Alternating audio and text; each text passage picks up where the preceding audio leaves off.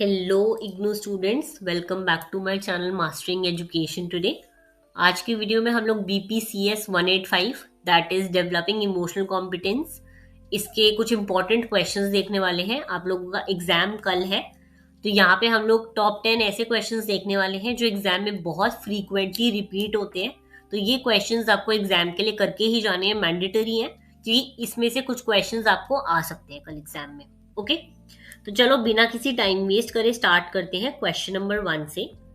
Question number 1 आपसे पूछ रहा है what is emotional competence, discuss it's nature, components and importance in everyday life.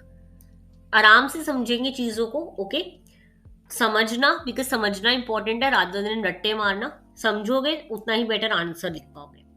सबसे पहले समझते हैं कि इमोशनल कॉम्पिटेंस का मतलब क्या होता है। ठीक है, तो इसका मतलब होता है अपने इमोशंस को समझना, उन्हें सही तरीके से एक्सप्रेस करना और कंट्रोल और मैनेज कर पाना, वो भी सोशली एक्सेप्टेबल वे में। यानी कि अगर मैं एग्जांपल लूं, अगर आप दुखी हो, सैड हो, तो आप अपने इमोशंस को कैसे मैनेज कर रहे हो। बाई चांस आपका कोई एग्जाम आ रहा है और आप काफी ज्यादा हर्ट हो, सैड हो, तो कैसे आप चीजों से डिस्ट्रैक्ट नहीं हो रहे, उन इमोशंस को सही से प्रोसेस कर रहे हो, अपने सैडनेस को कंट्रोल कर रहे हो, सही वे में मैनेज कर रहे हो और किसी और को हार्म नहीं पहुंचा रहे। तो ये होता है इमोशनल कॉम्पिटेंस। ओके, इसका मतलब सिर्फ अपनी फीलिंग समझना ही नहीं होता, बल्कि दूसरों की फीलिंग्स को समझना भी होता है। Okay, emotionally competent person impulsively react नहीं करेगा, यानी कि जल्दबाजी में कुछ नहीं करेगा वो। ओके, और बाकी और सिचुएशन को समझकर और अच्छे से जो है रिस्पॉन्स देता है, यानी कि ऐसा कुछ नहीं करेगा जिससे दूसरे लोग भी हर्ट हो। ओके, इसी वजह से इमोशनल कॉम्पिटेंस पर्सनल एडजस्टमेंट और सोशल हार्मनी के लिए बहुत इंपॉर्टेंट है। आज के टाइम पे एक इमोशनली कॉम्पिटेंट पर्सन बहुत इंपॉर्टेंट हो गया हमारी सोसाइटी के लिए भी। अगर हम देखें तो हमने इसका देखा कि इसका नेचर क्या है। बाकी तुम्हें एक और चीज पता होनी चाहिए कि इमोशनल इंटेलिजेंस और इमोशनल कॉम्पिटेंस में क्या डिफरेंस होता है। काफी लोग कंफ्यूज हो जाते हैं इस चीज से, क्वेश्चन भी आ सकता है इस पे। तो एक इंपॉर्टेंट डिफरेंस इसमें ये है कि इमोशनल इंटेलिजेंस मतलब आपके पास इमोशंस डील करने की कैपेसिटी या पोटेंशियल है, यानी कि आपको पता है कि आपको इमोशंस मैनेज कैसे करने हैं। ओके, और इमोशनल कॉम्पिटेंस मतलब आप उस कैपेसिटी को रियल लाइफ में एक्चुअली यूज कर रहे हो। एक होता है कि आपको आती हैं चीजें, बट फिर भी आप दूसरों को परेशान कर रहे हो, रो पिट रहे हो, नहीं। इमोशनल कॉम्पिटेंस तब आएगा जब आप वो चीज अपनी लाइफ में अप्लाई भी कर रहे हो। ठीक है, तो इमोशनल इंटेलिजेंस मतलब आपकी एबिलिटी हो गया, और इमोशनल कॉम्पिटेंस मतलब वो अप्लाई करना, उसका एक्चुअल डेमोन्स्ट्रेशन करना। ओके, अब हम समझते हैं नेचर ऑफ इमोशनल कॉम्पिटेंस। सबसे पहले इसमें आ जाता है इमोशनल कॉम्पिटेंस लर्नड होती है, ये पैदाइशी नहीं होती किसी के भी अंदर। ये डेवलप होती है आपकी फैमिली एनवायरनमेंट की वजह से, एजुकेशन की वजह से और कल्चर के through. Okay, dynamic and flexible, यानी कि ये फिक्स्ड नहीं होती, टाइम के साथ इंप्रूव होती है या फिर बिगड़ भी सकती है। ओके, नेक्स्ट है सिचुएशन स्पेसिफिक होती है। एक इंसान किसी सिचुएशन में इमोशनली कॉम्पिटेंट हो सकता है और किसी सिचुएशन में नहीं। ओके, और चौथी बात, इमोशनल कॉम्पिटेंस बिहेवियर में दिखाई देती है, जैसे हम कैसे रिएक्ट करते हैं, कैसे कम्युनिकेट करते हैं और स्ट्रेस को कैसे हैंडल करते हैं। ओके, तो ये हो गया नेचर ऑफ इमोशनल कॉम्पिटेंस, यानी कि क्या क्या उसके फीचर्स हैं। अब हम देखते हैं इसके कंपोनेंट्स, इसमें क्या क्या आता है। सबसे पहले जो इसमें आता है वो है इमोशनल अवेयरनेस, मतलब अपनी और दूसरों की इमोशंस को पहचानना और समझना। दूसरा आ जाता है इमोशनल एक्सप्रेशन, मतलब इमोशंस को हेल्दी और सोशली एक्सेप्टेबल वे में एक्सप्रेस करना। तीसरा कंपोनेंट है इमोशनल रेगुलेशन, मतलब गुस्सा, फियर, एंजाइटी जैसे नेगेटिव इमोशंस को कंट्रोल और मैनेज करना। ओके, नेक्स्ट आ जाता है empathy, very very important. Empathy तो आपको याद ही रहना चाहिए। एम्पैथी हम बहुत बार बात भी करते हैं इस बारे में। इसका मतलब होता है दूसरों के फीलिंग्स को समझना और उनके तरीके से, यानी कि उनके पॉइंट ऑफ व्यू से चीजें सोचना। ओके, आपको इमोशनल कोपिंग आनी चाहिए, यानी कि इमोशनल स्ट्रेस और प्रॉब्लम को हैंडल करने के लिए आपको स्ट्रैटेजीज पता होनी चाहिए कि कैसे मैं इसको हैंडल कर सकता हूँ। ओके, नेक्स्ट आ जाता है इंपॉर्टेंस, इसका क्या है। तो simply emotional competence mental health improve करती है, स्ट्रेस को कम करती है, रिलेशनशिप्स को बेटर करती है और एकेडमिक और प्रोफेशनल लाइफ में डिसीजन मेकिंग, टीम वर्क और लीडरशिप को सपोर्ट करती है। ओके, तो ये एक क्वेश्चन ऐसा है जो बहुत बार पेपर्स में आया है और बहुत इजी क्वेश्चन है। अगर आप इसको आराम से ध्यान से समझोगे तो बहुत इजी क्वेश्चन है, इजीली आप इसको आंसर कर सकते हो। ओके, नेक्स्ट आते हैं क्वेश्चन नंबर 2 पर।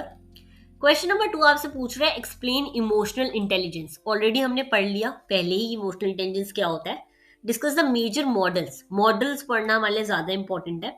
अगर हम मीनिंग की बात करें तो हम मीनिंग ऑलरेडी पढ़ चुके हैं, पर मैं आपको फिर से बता दूं, इमोशनल इंटेलिजेंस का मतलब होता है अपनी और दूसरों की इमोशंस को पहचानना, समझना, मैनेज करना और इफेक्टिवली यूज करना। ठीक है, इमोशनली कॉम्पिटेंट इंसान वो था जो वो अप्लाई भी कर रहा था। यहाँ पे हम सिर्फ सोच रहे हैं, समझ रहे हैं, मैनेज कर रहे हैं, देख रहे हैं कि क्या चल रहा है, ये सब होता है इमोशनल इंटेलिजेंस। ओके, अब इसके अगर हम मॉडल्स देखें कुछ, तो सबसे पहले आ जाता है ability model.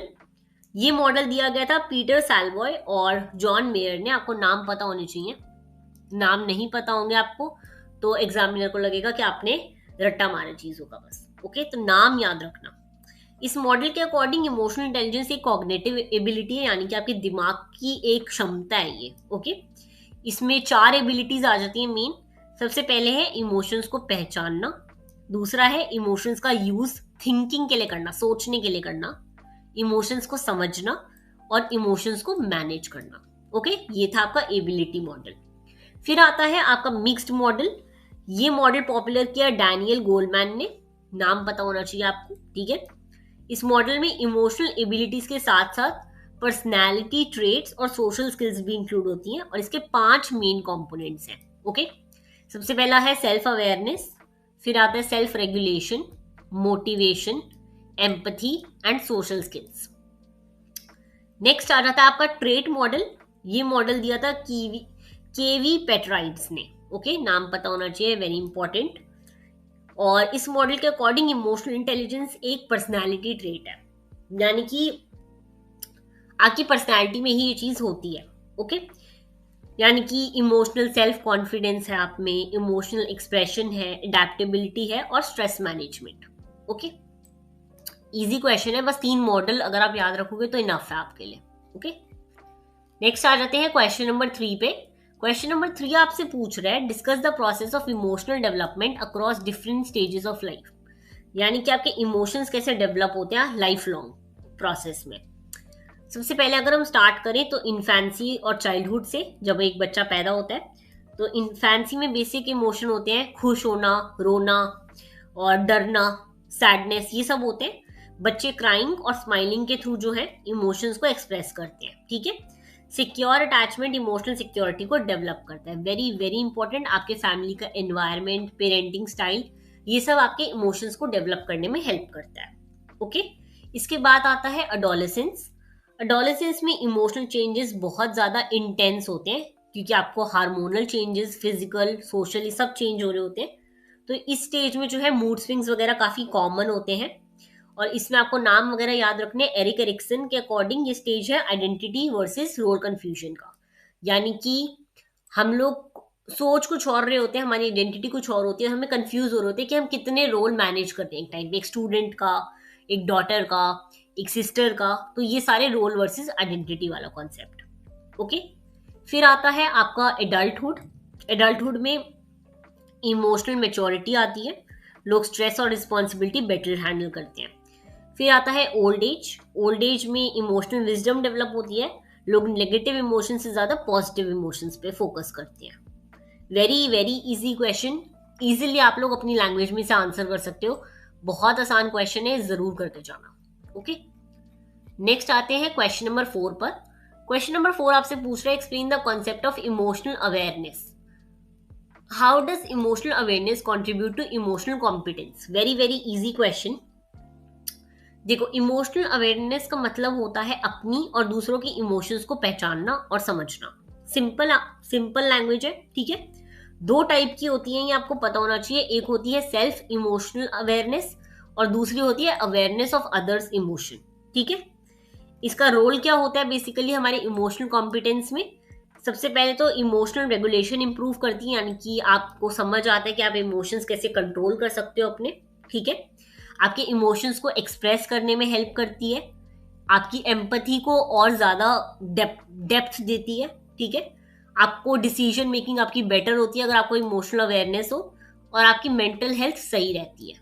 Okay, very very easy question, easily आप आंसर कर सकते हो इसे। तो यहाँ पे हम लोगों ने बेसिकली 4 जो सबसे इंपॉर्टेंट क्वेश्चंस हैं वो डिस्कस कर लिए हैं। अगर आपको बचे हुए 6 क्वेश्चंस भी डिस्कस करने हैं, आप चाहते हो मैं उसकी वीडियो पोस्ट करूं, तो नीचे कमेंट कर देना 2। क्या कमेंट करोगे? 2। जितना ज़्यादा कमेंट्स होंगे और जितना अच्छा रिस्पॉन्स रहेगा इस वीडियो पे, उतना जल्दी मैं वीडियो डाल दूंगी। तब तक के लिए आप इस PDF से प्रैक्टिस करो, लर्न करो चीज़ें। ये PDF चाहिए हो तो नीचे कॉमेंट कर देना PDF। All the very best for your exam, study well. Thank you.